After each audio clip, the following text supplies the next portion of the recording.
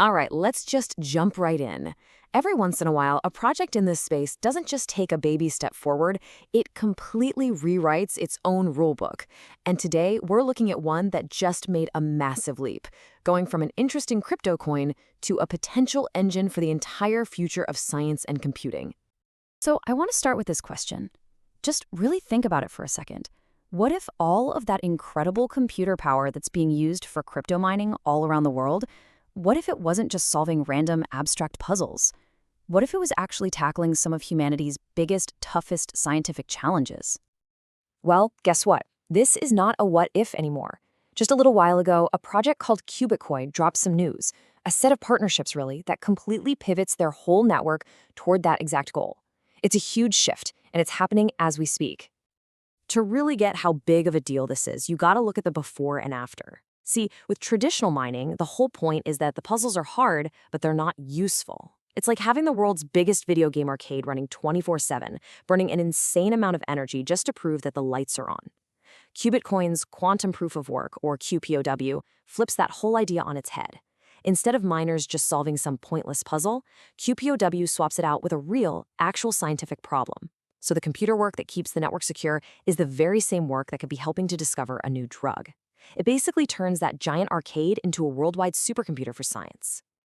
Now, this whole transformation really stands on two massive new pillars. The first one, it's all about bringing world-class, absolutely rock-solid scientific credibility to the project.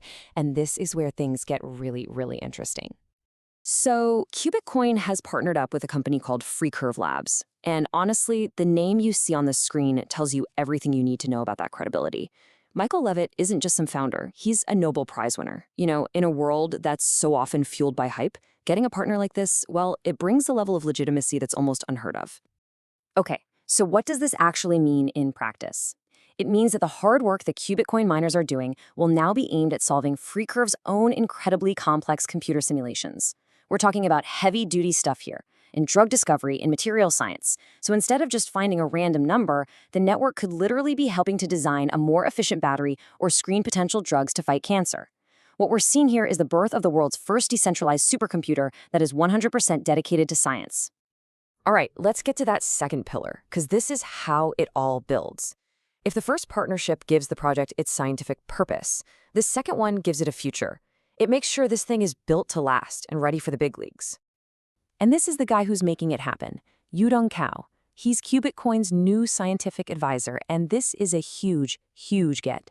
He's not just a pioneer in quantum algorithms from one of the best software companies out there, Zapata. He's also the head of quantum at Boston Consulting Group. Think about that. He knows the cutting-edge tech, and he knows what Fortune 500 companies actually need to be able to adapt it. So this partnership has three massive implications. First off, it makes the Qubitcoin blockchain secure against future attacks from quantum computers, that huge threat that's hanging over pretty much every other blockchain. Second, it plugs Zapata's amazing algorithms right into the network's core. And third, with that BCG influence, the whole platform is being built from the ground up with big business in mind. Security, scalability, all of it. So let's put the two pieces together. You have a Nobel Prize winner feeding the network real-world scientific problems to solve, and you have a top quantum enterprise expert making the whole platform secure and ready for business. When you combine those two things, you don't just get a better cryptocurrency, you get something much, much bigger. What this creates is this powerful, self-reinforcing cycle. It's like a flywheel. The more valuable scientific problems you get from partners like Freecurve, the more serious researchers and labs are going to want to join the network. That makes the network stronger and more powerful, which then attracts even more complex, high-value problems, and that, in turn, drives real-world adoption. You see, each step just fuels the next one, making the whole thing spin faster and faster. So the bottom line, the big takeaway, is this. Qubitcoin has basically graduated.